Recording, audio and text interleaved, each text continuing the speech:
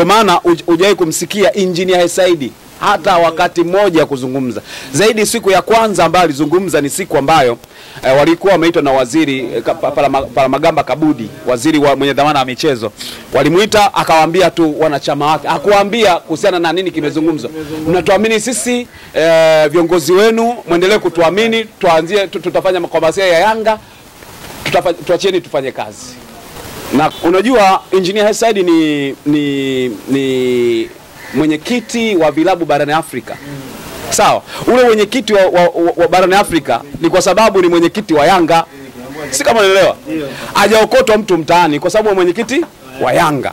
Sasa ikija kuonekana ameonekana na utovu wa nidhamu kwenye shirikisho lake, kitakachoenda kutokea ni kitu kimoja. Kwa hiyo yuko tahadhari sana, na hii mitego anaiogopa, na anajua huenda ndani yake kuna maadui wanaweza kutumia kauli yake moja tu wakaenda kumwadhibu. Sasa kumwadhibu mpaka kuipata haki yako inachukua miezi mingapi? Kule tayari vikao vya ACA, kwa maana Africa Club Association, tayari utakuwa wewe umeshatoka kwenye mfumo. Chombo huru cha kimahakama ya michezo kinahitajika kipatikane Tanzania ili tuwe na hatua ya kusogea kusuluhisha hii migogoro. Huu mgogoro iwe case study ya kutoka hapa na kwenda kupata solution, yani tusipate mgogoro mwingine tena. Na anaiomba serikali kwa dhati kabisa. Mimi kama mwandishi wa habari nitaenda na andiko, nitaenda na proposal, nitaenda na maoni yangu kwenye nyanja za serikali, iwe BMT kama wataniambia nipeleke wizarani. Mimi naandaa makabrasha sasa hivi ya kupeleka kuwa na mahakama ya kimichezo ya usuluhishi kama ilivyo kasi. Tuwe na kasi ndogo Tanzania. Yanga wanajaribu kuwatumia wazee wa Yanga ni kulinda wasije kaingia kwenye mtego wa kuingia kwenye banning. Hapa kwa hali ilivyo sasa hivi ni vita kubwa ambayo inaendelea. Bodi ya ligi jini ndio lilipoingilia pale. Anatakiwa kutoa jini. Jini anatakiwa tutolewe pale. Wanasema mwiba unapoingilia ndio unapotokea. Si ndio? Msumari unapoingilia ndio unapotokea.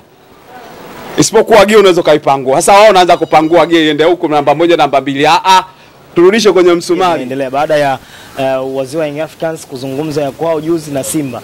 Ukiconnect dot ni kana kwamba vile Simba wana set agenda kwa kutumia wazee na Young Africans pile wanawatumia hao wazee kwenye kufikisha vile ambavyo wanavihitaji kivifanyike.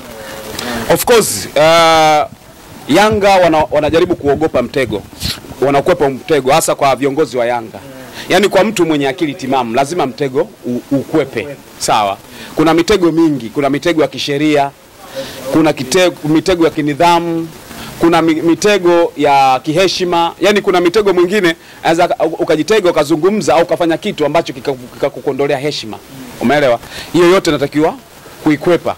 Sasa Yanga wamejaribu kuikwepa hiyo mitego, ndio maana hujai kumsikia Engineer Saidi hata wakati mmoja kuzungumza. Zaidi siku ya kwanza ambayo alizungumza ni siku ambayo walikuwa wameitwa na waziri Palamagamba Kabudi, waziri mwenye dhamana ya michezo. Walimuita akawaambia tu wanachama wake, hakuambia kuhusiana na nini kimezungumzwa. Mnatuamini sisi viongozi wenu, muendelee kutuamini, tuanzie tutafanya makomasi ya Yanga, tuachieni tufanye kazi. Na kweli tukasikia watu wakasi sijui nini na vitu kama hivyo. Hajaongea sehemu yoyote mtego ni upi. Unajua Engineer Saidi ni mwenyekiti wa vilabu barani Afrika. Sawa, ule mwenyekiti wa barani Afrika ni kwa sababu ni mwenyekiti wa Yanga. Si kama unaelewa? Hajaokotwa mtu mtaani kwa sababu mwenyekiti wa Yanga. Sasa ikija kuonekana ameonekana na utovu wa nidhamu kwenye shirikisho lake, kitakachoenda kutokea ni kitu kimoja. Maana yake anaweza akapigwa bani ya mwaka mzima. Kule hawezi kuwa valid kule. Sawa, hawezi kuwa valid. Kule hawezi kuwa akaendelea kutumikia kule, maana yake yuko nje ya soka. Yaani ukipigwa bani kwenye chama kwenye shirikisho lako, maana yake kafu nao hawakutambui. Maana yake kule itabidi nafasi yake fanya nini? Iyeyuke. Kwa hiyo yuko tahadhari sana, na hii mitego anaiogopa, na anajua huenda ndani yake kuna maadui wanaweza kutumia kauli yake moja tu wakaenda kumwadhibu.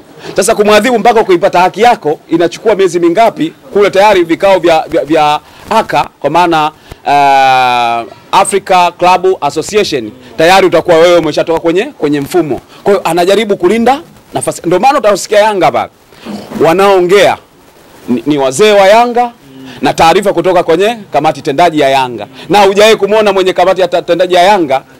Nadhani Ngai, nishaye kumsikiza Ngai. Sawa. Lakini yeye anasimama kwa niaba ya kamati tendaji ya Yanga ambao tayari wameshatoa nini? Taarifa. Kwa taarifa hata akisema nambani yeye watakwambia sisi msimamo wetu ulikuwa huu kama kamati tendaji. Kamati tendaji ni nani? Maana yake wewe ukawablock watu wote wa Yanga pale. Ni kitu ambacho kiwezekani. Kwa hiyo kitu ambacho Yanga wanajaribu kuwatumia wazee wa Yanga ni kulinda wasije kaingia kwenye mtego wa kuingia kwenye banning. Hapa kwa hali ilivyo sasa hivi ni vita kubwa ambayo inaendelea. Kwa upande wa Simba, upande wa Yanga, upande wa TFF, upande wa bodi ya ligi. Kuna mtu anatafutwa mabodi ya ligi wajiuzuru, sijui TFF siku na nini. Vyote hivyo wanavizungumza ya ndani ya Yanga. Si umeelewa? Wanaonyesha kabisa kwamba wanamhitaji fulani wajiuzuru. Lakini kwa upande wa hao, kwa upande wa Yanga bado hajamkamata mtu wao. Yaani mtu ambaye wanataka kumkamata kashaona mtego. Ndio maana uongozi wa Yanga wanaogopa sana kuongea, wanaongea sana kwa tahadhari. Jana kulikuwa na mvutano kati ya Ali Kamwe na Ahmed Ally. Uliona? Ulikuwaje? Walikuwa wanabishania kuhusu na ilikuwa ni issue ya nini ile? Kukimbia kwa dabi. Hiyo dabi. Unajua ule ulikuwa uchokozi wa Ahmed Ally ambao aliuandika. Sawa? Aliposti kwamba watu wajiuzuru sijui bodi ya ligi ya timu moja. Ndio hiyo. Ndio hiyo. Ngapi zote tumeridhia. Nilivyoangalia nikasema hapa kuna mtu anaweza kaingia kwenye mtego hapa. Yaani huo mtego kwa sababu Ahmed Ally anaizungumzia positive mamlaka, si ndio? Ali Kamwe anaweza akasema kitu chochote kikaonekana kama negative. Nakumbuka Ali Kamwe yuko kwenye mtego yani ngoja niangalie hapa aliandika kuna neno moja mwishoni ambalo kwa mtu ambaye ana uvumilivu linaweza likamkera akajikuta anaingia kwenye mfumo. Ngoja hapa iko wapi? Ahmed Ally aliandika mkeka mrefu kabisa. Mwishoni anasema Juni 15 ni mapinduzi ya mpira wa Tanzania. Hiyo siku ndio mtajua umuhimu wa kuheshimu mamlaka za soka, na hiyo siku ndio tunaenda kukomesha utoto kwenye mambo ya msingi. Hivi unaona jinsi inavyokera? Unaenda kukomesha nini? Utoto kwenye mambo ya msingi. Kwa hiyo utoto huo, sawa? Huenda Ali Kamwe angetaka kumjibu Ahmed Ally katika muktadha ambao ungeonekana ana criticize mamlaka kwa maana bodi ya ligi ya TFF, lakini Ali Kamwe kalinda sana. Anakwambiaje? Alisema kwamba wacha inyeshe tuone pa kuziba, sio panapovuja, pa kuziba. Kwa hiyo hiki kitu ambacho kinafanyika sasa hivi ni namna tu ya kukwepa ule mtego. Hao wazee atawafungia nani? Hao wazee sio wanasema sio familia ya mpira, ila ni mashabiki wa mpira. Umeelewa? Ila kwa kivuli cha Yanga maana yake hao wazee wanaweza wakapata penalty kwa kupitia klabu ya Yanga. Kwa kuna madhara. Kama watatafsiriwa wazee kama wamekosea ni Yanga sasa. Sio mzee tu aliyezungumza, ni Yanga ambao wanaenda kuadhibiwa. Yote katika yote kuna madhara ambayo yanatakiwa kuyazingatia. Yanga mara nyingi pia waangalie hao wazee. Kuna wakati mwingine wanaweza kwenda kama hawajaipeleka taarifa yao vizuri. Hao wazee muda mwingine wanaweza kuja kuwaingiza mkenge. Umeelewa? Kwa hiyo hata utumiaji huo sisi tunaelewa kwamba Yanga wanakuwa wanawaagiza cha kufanya. Alafu wao wazee sometime itabidi wanapewa semina ya muda mrefu kuelewesha jinsi ya kuzungumza bila kuiona, yani wajitofautisha pengine na mamlaka. Wakati mwingine wanasema yani utakuta sehemu yani unaonekana kabisa kama wameagizwa waseme kitu fulani. Wameandikiwa script. Script yani yani kwamba muongee hivi lakini muda mwingine unatoka kwenye njia. Mfano hiyo ya kusema baada ya tarehe 15 swala lisipokuwepo, sawa? Yani tukinyang'anya pointi 15, si ndio? Hatutaingiza timu uwanjani kwenye mechi zingine. Ule Yanga hawakutaka hata itoke kwa sasa. Sio unanielewa? Yanga wale wamevujisha. Mimi sio nilikuwa nazungumza. Yanga ashakuzungumza popote? Hakuwahi kuzungumza. Wazee baada ya kusikia taarifa wamewaisha wakati ile Yanga ulikuwa sio mpango wao. Maana yake sasa hivi imewekwa sura sasa kwamba Yanga wana mpango wa kuto kucheza mechi zinazofuata. Kama mtazamo wao baada ya tarehe 15 kitakachotokea Wao mechi zingine hizo wanachana. Hawana mpango wa kucheza mechi zinazofuata. Sasa wao ndio wamevujisha kwa haraka kwamba baada ya 15 yani ligi imeishia pale. Sasa si ndio msimamo wa klabu huo. Kwa jinsi ambavyo wamesema, maana yake wamesimamia kama msimamo wa klabu ambao sisi tulikuwa tunasema za ndani. Na wazee wa Simba na wazee wa Yanga waongee, wao ndio watajibu. Wazee wa Simba hawalianzishaji. Hivi sasa hivi watasema nini wazee wa Simba? Hivi niambie, wazee wa Simba anaweza kusema nini? Hawezi kuwa na cha kusema. Hawana cha kusema kwa sababu manjigeka mengi, licha kwamba Yanga walikuwa na makosa ya kupeleka mabouncer pale uwanjani. Si ndio?